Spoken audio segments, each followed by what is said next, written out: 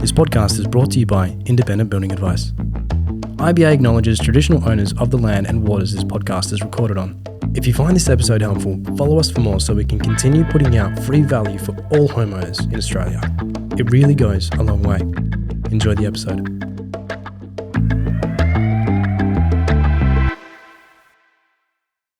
Today we've got Dom on. Dom's works with Independent Building Advice, which is our business, and we're talking about a great topic, which is actually a really important topic, is that things to think about at different stages. We've found over the years that people will actually design homes or actually look at building or renovating or extending their houses at different stages of their lives. And we're going to talk today about what those different stages are in people's lives and what to think about and how they differ from each one. It's a great topic. Dom, welcome to the podcast. Thanks very much for having me. Yeah. So obviously here at IBA, I'm a designer background, currently in real estate as well, as you know, and obviously a consultant here. So helping people in their stage of life find the best design and obviously help them get their building dream come true, I suppose, as cliche as it sounds. I love how you said thank you for having us. We've literally grabbed you from that room over there and dragged you into this room and said, go on the podcast. So, yeah, thanks for having me. Oh, yeah, no worries, Dom. Thanks for the invite. Yeah. Dom, you're up. You pretty much forced me to come on. So. Yeah, pretty much, mate. No choice. So, Dom, you're coming on the podcast. Yeah. No, it's good to have you on, mate, because you've got a wealth of background of knowledge in the building industry. So, obviously, consulting, all sorts of things. Walk us through a bit of that. And so people are up to scratch knowing that you just didn't pull you off the street yesterday. No, that's right. I guess I started my industry in the industry very early on. There was I guess when I was young, I was obviously studying engineering at first, then moved into what I loved about the engineering side of things was the design stuff. So designing mechanical components, which I then got into designing with a building company in Perth. And then from there, just started off just designing for a decade. And then eventually moved into selling homes. Yeah. And then in real estate as well, sort of add another notch to the belt. And then here I am doing a bit of both at the moment. Yeah. But just really enjoying the aspect of design is kind of where my passion in the building industry came from. So, and obviously learning along the way different techniques and different aspects of the build process. Yeah, absolutely. Yeah. It was interesting that you said the sales side of it, because it's so funny that people have this connotation of sales and that's, we're just trying to sell us something. But the reality is with sales as a good consultant is their job really is to, make sure that the client, what they want and what their budget actually is aligned. Because often we had someone the other day, one of our consultants had it where they wanted to do a second floor for $50,000. Yeah. And it's like, that's not going to happen at all. But it's also guiding them as well, saying, okay, how do you get the best for your money? But also the consultant's job is to guide clients because they might have an idea and it might not be the right idea. So it's really, that's why I call it consulting rather than sales, because you are actually consulting the client to get a great outcome. Right. But at the same time, you're doing the transaction of it as well. Yeah. It's not just, grab that one, let's get out of here. It's a bit more involved. Yeah, 100%. And look, I think a lot of the project building industry can be a mix. And I think there's some people that don't have that building background. And obviously their knowledge in the industry probably is just about making the money. Yeah. And it can be, every industry is going to be tainted with something like that in sales. Yeah, I sold cars yesterday. Now I'm selling, pretty much, $500,000, $800,000, $1 million houses. Yeah. And you go into that mentality and it's not about the client at the end of the day. It ends up just being about yourself. Yeah. My background in it was more about problem solving, because at the end of the day, not many people understand building. They don't understand the process, they don't understand the pricing. Yep. So it's actually providing them with that knowledge so that way then, they have a good experience, because how many times have you spoken to someone, they're like, I'm never building again, or like they've had a bad story about it. Yeah. Yeah, and we try to mitigate that, but obviously it's a minefield out there. But you've got engineering, design drafting sort of background, and then consulting. I mean, very few people have all those three, so it's great. So, but that's great. But we'll talk about design today, because design is is actually a subject that I'm passionate about, and obviously you are as well. There's really 5 stages that over the years that we've identified that people really look at building. There's other stages as well, but if I was going to stereotype them, and we're going to go through each of these today, which are really cool. So number 1 is they're buying the first home. Hey, we're going to get our first home, let's build or renovate or whichever, but it's normally buy, just get in the market. Next one is when they're starting a family. It's normally when they start nesting. Like we've got a child on the way, or we've got our second child on the way, or we've had our first child, our second child. Normally around that time is when they look at building a house. They want to have their home. That's a good stage. The next one that we've got is when the kids are teenagers, is the stage that I'm at the moment, where, wow, this house is not big enough. And the kids are bigger and their friends come over. And normally around the age of 12 is when the kids, all their friends can ride bikes, and the parents go, yeah, get out of here, go to your friend's house. And all of a sudden, I had last holidays, I had 8 kids in my home unannounced, where both my kids invited their own kids, four friends each. And I just went, oh my God, there's actually 10 kids in total. So it was crazy. The next one is when parents, I think it's a new one now actually, when parents are now downsizing. Yeah. And they've gone, well, we want to downsize, but we can't because the kids aren't leaving home. So they go, we actually need to make it bigger. That's right. Because my parents are going to live with us or the others, and we're going to break all these down. And then, or the teenagers are going without uni and they're going, we can't afford a home, so we're going to live here forever. Let's bring our boyfriends and girlfriends over. Yeah. And the last one's downsizing. Are they the 5 that you sort of? They are, yeah. They're definitely, they're a lot more, I guess, specific, but I feel like there's a bit of a blend at the moment, especially with the first 2. Yeah, it was I'm seeing, as well as that new introduced one, which is the children staying a bit longer. Yeah, and then I'm also seeing in real estate as well is that parents and the children that are a bit older are actually buying together to live. Okay, yeah, that's a good one. Well. Yeah, absolutely. So they're kind of buying a bigger house, but then obviously sharing the cost of that. Yeah. So when you say blending together with the first and the second one, so being first home buyer and also starting a family. Yeah. So the first home buyer and starting a family part. What I'm seeing at the moment, generally when I first started in the industry, the first home buyer market was your 3x2, your home and land they can get for like $350, right? And they're starting, not really thinking too much about the longevity of their time in the home. Yeah, just get in. Yeah, that's right. Yeah. They get in the market. Eventually, it was going to be like an investment, so they can rent it out down the track. Yeah. So their focus on design isn't huge. It's more based around the I guess the criteria of the home, which is 3 bedrooms and 2 bathrooms. Yeah. And then, they're not thinking about the location of the bedrooms. Kitchen's optional. Yeah, that's right. Yeah, exactly. Size of kitchen may vary. Strip it all back. Yeah. But what I'm seeing now, and I think, especially in this economical time, where a lot of the first home buyers now are getting older.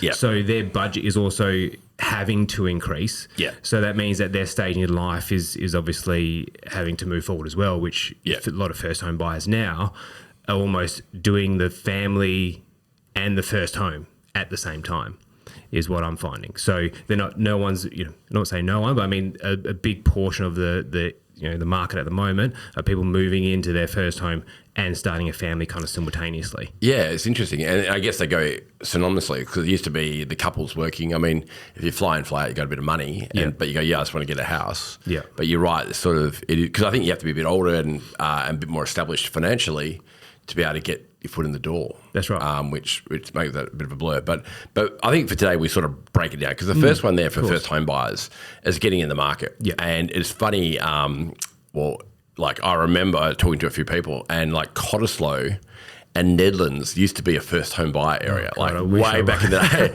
And it's like, you see the parents going, hey, mum, dad, I've got a couple of acres in Cottesloe. It's going way back, by the way. Yeah. It's, 5 shillings or whatever it was. And then, the parents going, Cottesloe, mate, no one's going to live out there. That's whoop whoop. Like, why would you want to be 100%. Near the beach? That's a terrible area. And you look at it now, obviously, it's one of the most expensive areas in Perth. And same thing with Netherlands. Like, it's just, the world expands. That's and right. People who buy, especially in Perth with the mining and everything else, it's just getting in the markets, what you do. Yeah, exactly. And, I think if you talk it, even probably maybe my generation, not so much back then, but, when I got into the industry, Piara Waters and Treeby and stuff like that were like the ends of the earth. It was like we didn't have much sprawl besides that. We had kind of popping up around Baldivis and bits and pieces. And then people thought, well, why the hell do I want to buy out there? But it was what they could afford. Yeah. And people, obviously if they made that jump at that time, design aspect, again, it was just your small 3x2 with an alfresco, which obviously was the in thing. And obviously that grew because of the outdoor lifestyle. And now Treeby and Piara Waters are, hard to get into. People kill to get in there. Yeah. Absolutely. And the schools, the demographic changes as time goes on as well. So obviously schools get better, the amenities get better. So obviously property values go up. Yeah. And obviously, so the first home buyers, it's more about what they can afford rather than what, what design they're after. I think your mentality has to be, this is not my forever home. That's right. I'm getting in the market and get a place on. I mean, I remember I bought an investor place in Auburn Grove, long time ago. And that was we moved in there and it was a 25-minute drive to get milk because the next deli was literally 4 suburbs away. And I remember when we sold it and we moved out, that the deli opened the day we moved out. I went, you bastard! The IGA went in there, and the school opened 2 weeks later, and went, nightmare. But that's the thing, though. It's just you've got to get into these areas, and it gets there, and then it makes you money. But so that's really one stage. That's just getting in there. So the next stage we really call starting a family or a new family. Yeah. What are things that people should think about with new family? Because I found, I designed a home before we had kids, and I went, mate, this is going to be the best house. I'm going to be the most disciplined. I'm going to be the best parent ever. And then we had kids and went, oh my God, this house is totally wrong. That's for us. right. Yeah. So look, so if you are a first home buyer and you do kind of want to have that home for when you do have kids. Yeah. I guess you kind of that's what we do when we sit down with clients. The first question is, how long do you intend to live in the place, in the house, and then do you have kids? And if you don't, do you plan to? Yeah. So the first 2 questions that we ask, because that helps us design, even for first home buyers now, the clients that we do service, is that, well, look, we're future planning for you because your life does change when you have kids. No sleep and the rest of it. But the thing is, you have no idea what you're getting into. You have no idea. Yeah. You actually don't. Yeah. And no one can tell you. You can read as many books as you like. But when it comes to design, I think it's about making that easy as well. Yeah.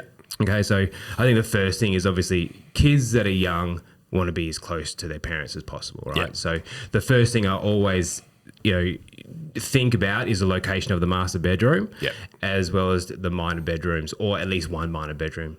So you can have, say, the master bedroom, say, at the front, typically, if you like, and then you can have a study conversion into a 4th bedroom. Good idea. Which can then change in from a nursery, and that would kind of help with 3 stages almost, because down the track, if the kids get older, they can use it as a study rather than a nursery. Yeah, it's versatile rooms. So I think it's important there. Yeah, absolutely. But also, I think master at the front is actually the way to go. Yeah, because I think if you think about it, that if you have a master at the back of the home, that if someone broke into the front, that's right, you're not going to hear it, and they could attack your kids or whatever. Yeah. So I think most people feel comfortable with the master at the front, and even if the people are going to break in at the back, they generally have to get past the front to get to the back. So that's right. Just from sleeping at night and not freaking out every night, what was that noise? I think it's just a better way to go with master at the front. Yeah, and kids near you. Yeah, and that's right. And look, they want to be near you. Like my boy's 6 years old, still running into the bed early morning. So the further away they are, the less safe they feel as well. Yeah. So obviously that's kind of the main component of that stage. Yeah. And then obviously the entertaining, because entertainment changes, right? So you still want your kind of, for me anyways, I do like entertaining outside and being part of the family with an open plan. Yeah. But you still need toys for the kids, right? Yeah. So they need a room where they can put their stuff, or just bedrooms or an activity room where they can obviously keep their toys out, because the idea of putting the toys away every night, it gets old pretty quick. Yeah, maybe the first 24 hours you might do that, and then it's stuff it's out. No, exactly. But I think what's important there is to have if you're going to have a living room or something, or a lounge room or something like that, have that as like a rumpus room or an area where the kids can play. That's right. And doors on there so you have I'd have double doors that you can have open, and you can see the kids. Yeah. And by the way, ideally from the kitchens, because you want the kitchen central, so that you can look up. You're making lunches or whatever in the kitchen or whatever you're doing, you just look up and see the kids are okay and look back down. Yeah. You don't want to have to walk around a room and, the kids okay, yes they are, because that's going to be painful and you just can't do your day-to-day life. Yeah. But even with those rumpus rooms, because you want to pretend your house is nice all the time. Exactly. So if you have those doors open and you can see the kids playing in there, you can then, that room's trashed. Yeah. Close the doors, and when your friends drop in, just, The house is always pretty like this, and they have no idea what's behind that door. So I think, I think that ability to see that kid's playroom, whether, like you said, like a bedroom or something like that, if you don't have a extra room, that's a great way to go. Yeah, exactly. And like you said, with the kitchen, so open living spaces now, they're obviously the thing, right? When you have the additional, they say theatre or your rumpus room. Yeah. But the access of the kitchen to the entertaining areas being outside and internally as well. Yeah. So you want it kind of the focus point. Yeah. So that way then, like you say, you've got clear vision of the kids. Yeah.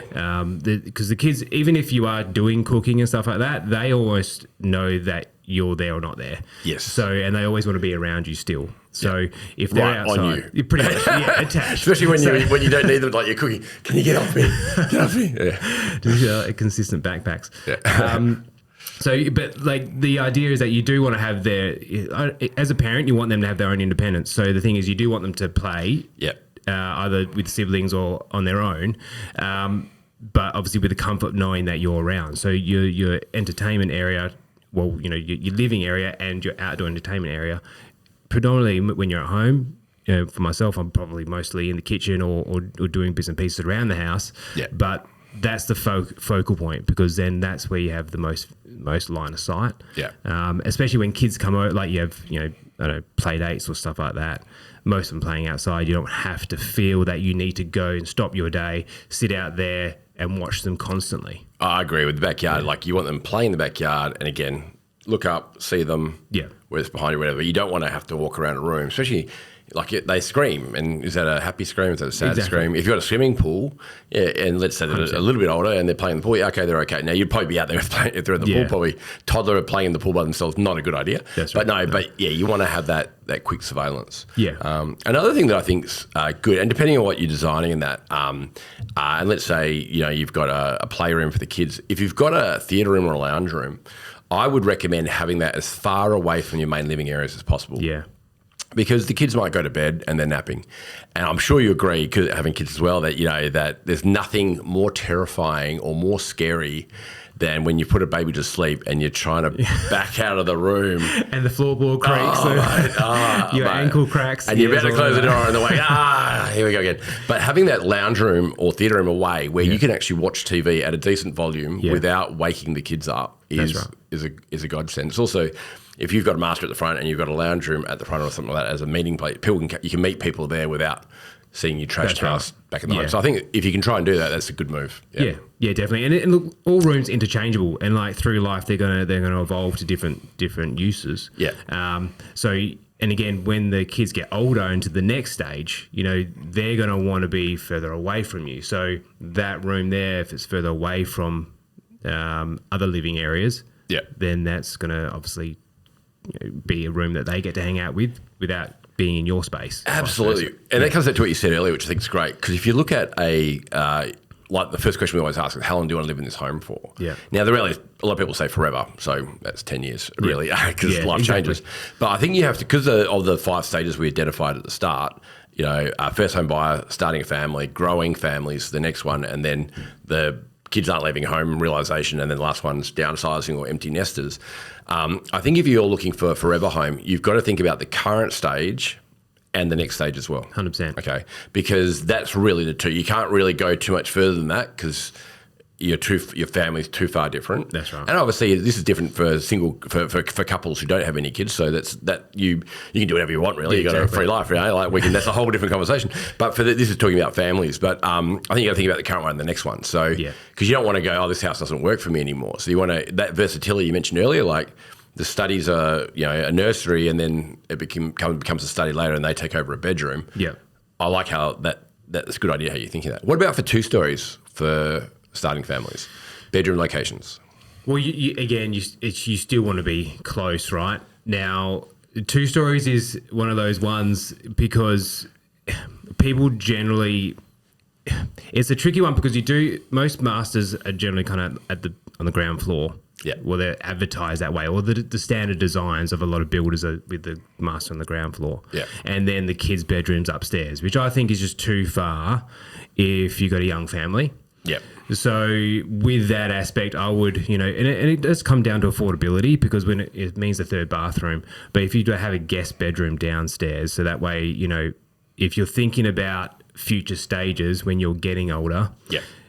whether or not you want to go up and down the stairs Yeah. when you get older is obviously going to change, over time, because obviously you get older, going upstairs is going to be more of a pain, and you can utilize that down the track. Also, it also helps for future resale, in my opinion. So even if you're not planning to be there forever, you're opening the market then to people that would like to, in the later stage in life. Yeah. But I would personally have a master upstairs with the minor bedrooms as well, if that was. I think that's a great call, because the thing is, what you got to think about, like, your kids, right? Young Johnny and Julie, whatever you call your kids, are upstairs, and your master bedroom's downstairs, and they want to come find you because they had a nightmare. Yeah. They got to go down those stairs. Yeah. And in the dark, mate, Yeah. and then you don't have a child anymore. So look, you've got to think about that when they're trying to get to you. But at the same time, though, that, like, if you're saying that stage and the next stage, because the next stage is the opposite to starting a family, and when the kids are older, Absolutely. they want to be. So then you've got your master upstairs and you're near them.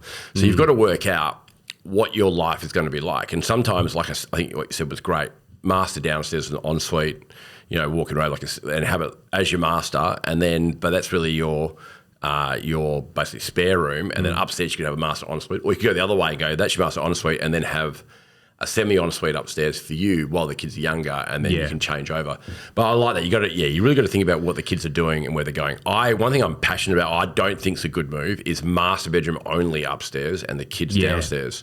Because you're so far away, you will freak out that your kids are downstairs, someone broke in, you're upstairs by yourself, have no idea what happened. Yeah. It's like the exaggerated version of what you mentioned before, which you want the master to be at the front and the minors at the back. Yeah. Is if you're doing the complete flip, but then you're even further away being upstairs, surveillance and stuff is obviously, a lot harder in regards to even older kids sneaking out or whatever it is. Just even burglars, all that kind of stuff is you're being too far away. But I understand that parents do want space as well. So even when we do think about that, it's about allocating space to the parents in different rooms. I think when you've got older kids, you probably get away with it. And I think if you've got, but still you may not want to. But also if you're just a couple, or single, mate, do whatever you want. Master upstairs, whichever, and that's a great way to go, because that way you've got complete privacy and people can't stumble into your bedroom if you've got guests over. So I like it, and if you're downsizing, or empty nest, I definitely wouldn't do it unless you've got an elevator, because your legs are probably getting a bit sore. But I think there's a place for it. But with young kids, you may regret doing that. Yeah, no, you definitely will. The other one that I'd chuck in there that I think is a good idea for them, and this actually probably applies to any of them, and I'm a fan of this, and everyone's got their own opinion, is laundry off the kitchen. I really like that when you've got a family, especially a growing family. You're going through nappies, you're going through, you're a lot of washing, a lot of running around. Your life is mayhem chasing kids all the time. That if the laundry's off the kitchen, it's really to put a load on, check it. Kitchen's there, you have that access. I like dual access, so you can go from the kitchen as well as from the minor bedrooms, depending where they are. Okay. I think that's I'm a big fan of that personally, that it's tucked away there and it's just easy access, rather than going from the kitchen and have to go to the other side of the home trying to find the laundry. It can be cumbersome. So you disagree? I do disagree. That's fine. That's fine, mate. I might challenge you. You can be wrong, Dom. No, I'm joking. Hit me. I personally, it comes down to lifestyle, right? So I'm going to meet 5 different clients that like 5 different things. So it's about digging that out when we sit with them. But for me personally, I like the laundry off the garage. So I like the mudroom. I like, because practically as well, if I can get the design so that the laundry can then lead into the kitchen, because that way you have your shop as the entrance, that's the ideal perfect scenario. Beautiful, yeah. But having the mudroom, you can take your shoes off, hang the bags up, whatever it is, coming back from the beach, you've got your wet area there. And then you can access the house. And obviously, it depends if people don't mind shoes inside or they do mind shoes inside, it's a good way just to drop everything and just get in there clean. Great point. Yeah, absolutely. So the kids wouldn't get dirty though, would they? No. Just hose them down, leave them outside. But that for me, I think that aspect is important. And also because of the noise as well that the laundry can produce. Obviously, depending on the design, if you want to have the door there, I personally would. When you got the dryer running, because most of the time we're doing our washing. Well, I do anyways. The washing is happening late at night. Yeah. So you want it further away from the bedroom, so the TVs. So you're not cranking it up to 90. Yeah. So that you can actually hear what's going on. But it's segregated from the rest of the house. That's me personally. But there's no right or wrong. That's what you like, and that's why we talk to clients. And obviously, couples have to talk to each other as well, and work out what they want. I'm sure a few arguments and debates will happen, but this is a healthy conversation because there's no right or wrong. That's what's right for you. That's right. But our job is to make suggestions. And what you said then is perfectly valid, and what I've said is perfectly valid. It's what works for you, or if you can have both. That works well as well. So well, that's another thing. Like when a lot of people that come in, they think they know what they want. And that's great, which is good because they come up with plans they've seen and stuff like that. But then half the job really is to walk through with them practically. It's like, okay, this is a scenario of this current design. Now, how about if this or this was to happen? How would that affect your lifestyle? Yeah. And I think... a car drove through your front of the house, how that affects your lifestyle, those scenarios. Not quite. But I mean, if you were to think of something practically, for instance, I was trying to think of a scenario that I've gone through. So, say the laundry one in particular, it's about, some people want their laundry kind of between the kids' bedrooms. And then I was like, well, okay, if you do have that there, when do you do your washing? Is it mostly at night time? Is it when the kids are going to bed? Is it going to affect your lifestyle if the kids are trying to sleep? So big one, huge, stuff like that. Well, and look, no offense to anyone who out there is listening to this, if you haven't had kids, you really don't. Well, we certainly didn't had any idea what we wanted. You don't. And it's the little things you don't think about. Like you just said then, right? That washing machine or dryer is finished, and he goes, beep. Yeah. And or mine plays a tune. Yeah, the Samsung one's just going. And it's right in the kid's bedroom, and you hear, and it's quiet, and then he's wah, and you go,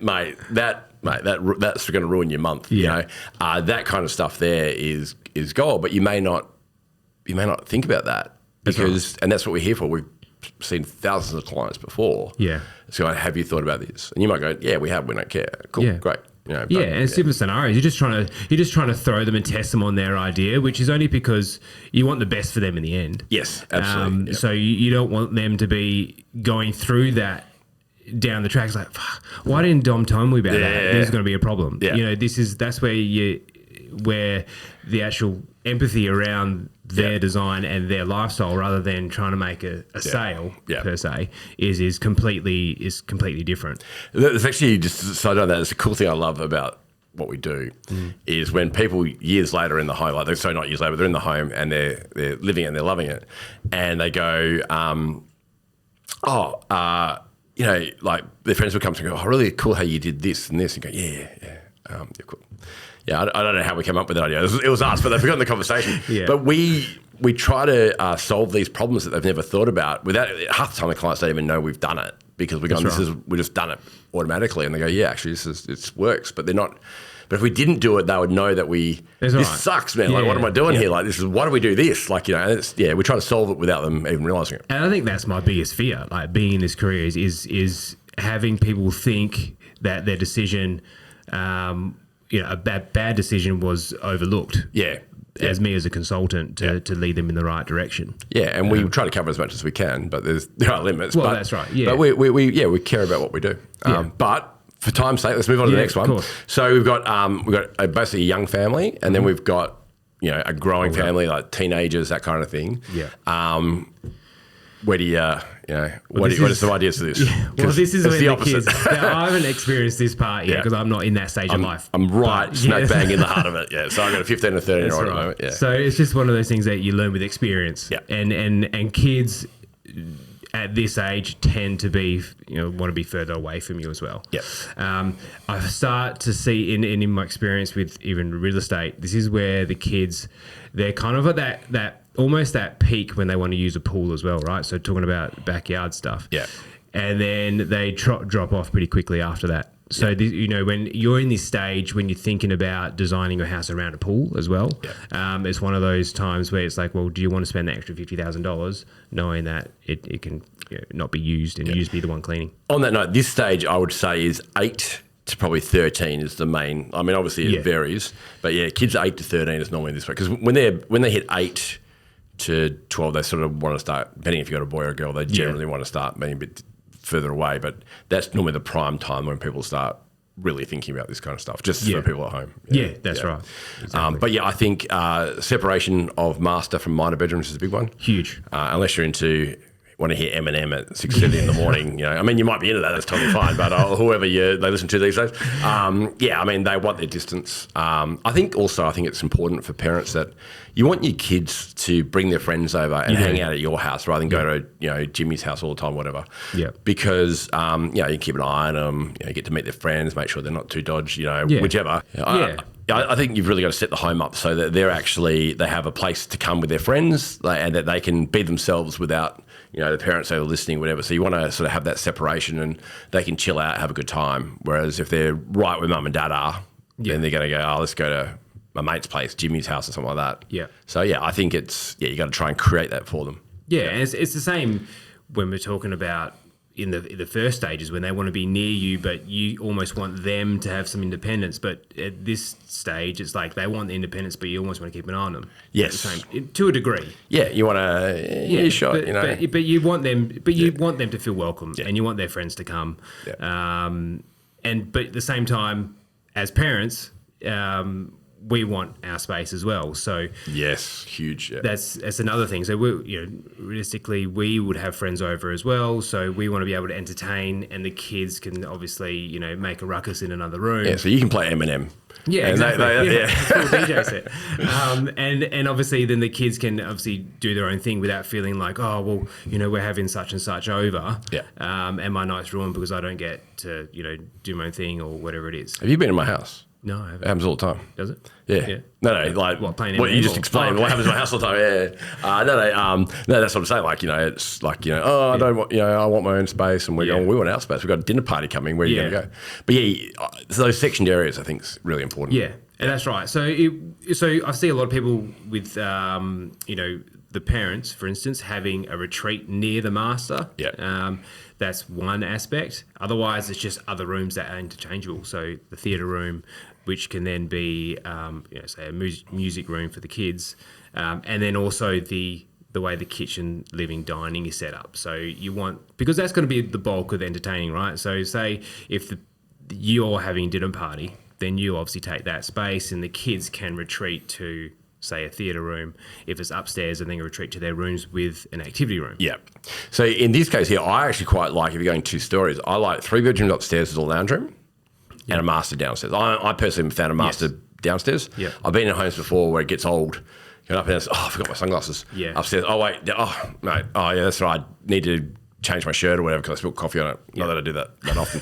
But, so I like, and that gives that nice, kids go upstairs, have a concrete slab upstairs, by the way. Yes. And then master downstairs. I like that. But you could have all the bedrooms upstairs, but you want bathrooms or linen cupboards to give you that buffer with those different areas. But yeah, 100%. And that's right. And obviously the aspect of design changes then, because if you're building in this time, you can get away with that master downstairs. Yes. And then the kids can retreat upstairs. Yeah. Or you could do the master ensuite walk-in robe upstairs and have a little lounge room if you wanted to. In this case, if the kids are getting a bit older, it's just a trust factor. Do you feel okay with them being downstairs by themselves? And like you said earlier, are they going to sneak out? And that's right. And this is probably the age is probably more relevant. Yeah. But I think this is an important time, I think, for parents, because this is when we start getting some of our time back, or when we're able to. So everything obviously is about the kids when they're younger.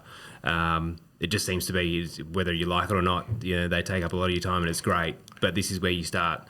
You're able to have your time back. You're able to have your friends over, and you're trusting of the kids to entertain themselves. Well, yeah, it's true. Under the same roof. Yeah, and I think when they get 13 and above, they really, because they're trying to become adults. They're trying to find their way in the world, and they're going to challenge you, and they won't listen to you and things like that. And they, because they're just trying to work out who they are and what they are, and they want that space, the independence. Yeah. I mean, it's funny. My son right now, if he listens to this, which he probably won't, but if he does listen to this podcast, he's right now, as his assignment at school, designing houses. Oh, really? His job is to design a perfect holiday home. Has he asked you yet or not? He likes showing it to me. And he goes, Dad, look what I've done. I go, mate, can I make a suggestion? He goes, no. Okay. But the 4.5 metre wide hallway in the middle of his home, I see a bit of an issue with that. Not practical. And I think we could probably make that. And the 3x3 bedroom, master bedroom that he's got with no ensuite might be an issue, but would not let me say one word about it. And I'm trying to things yet. That's yeah. why. And I go, mate, you know what I do? He goes, yeah, I don't want your help, which is fair enough. And I'm trying to navigate that as a parent, but yeah, they're at that stage of their life and they want to be able to be their own people. Yeah. But what I think is important though, if you're going to have a swimming pool, that you still have the kitchen. And because the kids are going to play out there with their friends, that you can see from the kitchen, you can see the swimming pool. And then you can look up, hear a scream, look up and go, okay, what's that? Oh, that is, they're having fun. Or, oh my God, someone's hit their head, and then you can go out there. So again, you can get on with your life, do your thing you can see there. Your backyard, you can have a basketball court, a soccer or whatever you're into in the backyard. You want to be able to look up, have a quick surveillance of it, but not be right on top of them. So I think that kitchen, you sometimes see designs where the kitchen's tucked away. 100%. And you can't, if kids are playing, as a parent, normally you just want to keep an ear out or an eye out, make sure everything's okay. Absolutely. And it will frustrate you eventually. And it has that disconnect, which I think is even not practical for your own life, you know, if you're entertaining. You know, if you're, the way we look at design, even if you're having a barbecue, and I think this is a great point now, is if the link between the kitchen and the alfresco. Because if the kids are swimming in the pool, you don't want them coming in the house all wet. If you can ideally. Otherwise they can do the mopping up. You want a connection. You want to have some connection between the kitchen, something like a survey window, just easy access so they can have snacks and go back out to play in the pool. Amazing, absolutely, yeah. Or they're wet. And you make them lunch and they can sit up at the servery window on the outside where the barbecue is and have their food, and they don't have to come inside the home at all. And that comes back to that mudroom sort of area that they can go in there. An outdoor shower or something like that, or rinse off, will come through the laundry. Is really helpful. But I think that positioning works well with how your house is going to work and where rooms are. The other thing is you've got to be aware of that if you're watching TV in the family room, are you going to wake them up? Or or if you're in the lounge room, are you going to wake them up? So you want to make sure you've thought about zoning of where people are going to be and how they're going to live their life. A design I really liked that we did for clients before is it had the alfresco area. We had the kids wing. In fact, we just did this recently, another one, kids wing down the back of the home. And then they had a lounge room towards the back, which is the kids' play lounge room area. And they could go from there straight out to the alfresco area, straight out to the swimming pool. And they had that, they were away, they had their privacy where they could muck out with their friends, play PlayStation, hang out with their mates, do whatever they want to do, or dance or do whatever they want to do. But they could also get to the alfresco area. But the parents were far enough away to have their own area. And it works really well. They have the indoor out. So they're entertaining with their friends and go jump in the swimming pool, come out for barbecue. They feel they've got their own wing. And I really like that sort of idea. This is for older kids, obviously. And then they can have the best of both worlds, depending on block size and shape. That's right. There's obviously a lot of factors that we got to take into consideration. Absolutely. But ideal scenarios here and throwing out ideas. But that is obviously it is a great idea because that lounge room then turns into a games room. It's versatility, versatility again, and having that access to the alfresco means that they're not cooped up inside all the time. We always probably trying to get the kids off gaming and stuff like that these days. Having access to the outside area is obviously important because when it's more accessible, then they're probably more inclined to go out there. And if your kitchen is we both love the kitchen off the alfresco. If you have the kitchen off the alfresco, they're right there. You can see them. That's right. But I don't think they want to be in eyesight all the time, and they want to feel that the parents can't hear them. Although that's right. I think especially mothers, their hearing is exceptional. They hear anything, pin drop bang. What was that? But look, at the end of the day, you want to have that be around, but not around sort of thing. You want to ideally not helicopter parent, but at the same time, that if they have that area, so actually a good question to think about here is: do you want your kids to study in their rooms, or do you want them to study in a separate room? And there's no right or wrong, but because everyone's different, but. That's for that other lounge room. That might be a versatile room where they study there, so that way you can keep an eye on them. Or they study at the kitchen island bench. Or there's just things to think about. And look, when I grew up, we didn't have much room. There was no dedicated study. A lot of the time, most of the time, I study was on the kitchen or on the dining table. So and that dinner will be served, and then you got to move all your stuff and all that kind of thing. So you do, and I guess it comes down to preference as well.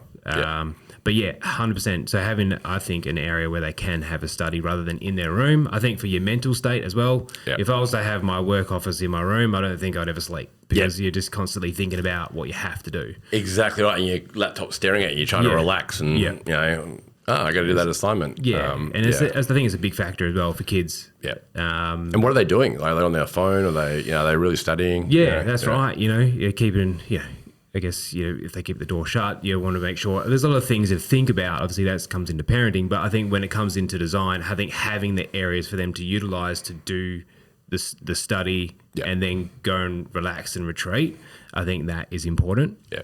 But all this stuff, by the way, without being obvious, independent building advice, we give you this advice custom to the individual. So we talk to you about, I mean, we're just giving a fraction. Like tell us about your lifestyle, what you do, and then we tailor it to suit. So just, if it's not obvious, that's what we do. But the reality is it's tell us about you, your home, your block, your layout, your lifestyle. Everyone's different. Yeah. And then we put all that together and make it work. Good things to think about, though, is if you've got kids' bedrooms, right, save yourself a lot of pain. Just make them the same size. Yeah. Just make them the same size. Trust me, you don't need that heat, right? You don't. Just make them the same size. You'll thank us later. Try and, if you can, if they are next to each other, and it's good to break it up with a bathroom or a laundry or toilet, something like that, just so they've got, because again, they'll clash. And I can tell you what, even if they like the same music, they're going to hate each other playing it. Yeah.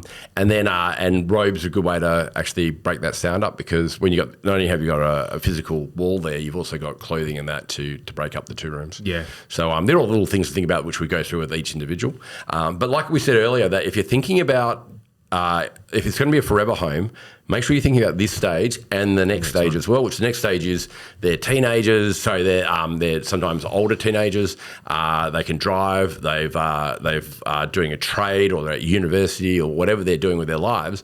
They've got boyfriends and girlfriends now, or, you know, and they're thinking, hey, this is epic. I want to have my mates over. I can't get a place that I want. Or, hey, mate, mum and dad are paying for everything. This is a good life. Why would I ever leave? And then you've got to start thinking about, I've got a family that we're extending their home for. They've got 500 square metres, something like that. And now they're extending it again because they've got 3 kids from 23 to 17. Yeah. None of them are moving home, and they're going, we need a bigger home again. You know, and it's like, that's what our future is. Or mum and dad are at home, and they're basically, you know, so your mum and dad, they're living by themselves and whatever it might be, and they need a place to stay, and they might move in with you. It's just the way the future's going. Yeah, well, that's right. I think like the 2 stages at the beginning are kind of getting increasing in age is what's happening here as well. It's just becoming unaffordable. Yeah, for a lot of kids to not kids. I mean, like just young adults to get. It's a reality. Yeah, absolutely. And if you're at that stage with the older teenagers, you got to think of that next stage as well. If you're forever home, because if you don't, that's a different thing altogether, which we'll get into in a moment. We're going to wrap this up with this one here, because we've covered the 3. So first time building into a home, when you're starting a family, and then the next one is when you've got teenage kids to grow that. That's what we're covering this one. Again, this is only just a fraction of the information that we share with people.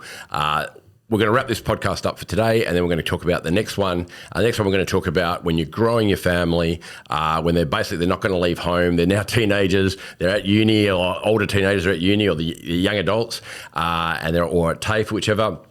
And they look like they're not going to leave home. In fact, their partners want to stay with them now. You know, they want to party, the whole thing. And then what do you do? How do you extend your home? What to think about? And then the last one is going to be empty nesters, which is you get your life back. The kids are left home. It's a sad time as well. But what do you do? How do you set your house up to make that work for the future? We're going to cover that in our next podcast. Please comment, tell us what you think. We really want to know. We put a lot of work into these. We want to make sure we're giving the right information for people out there, and love to hear your feedback. Thanks very much. Thanks, Dom. Thank you.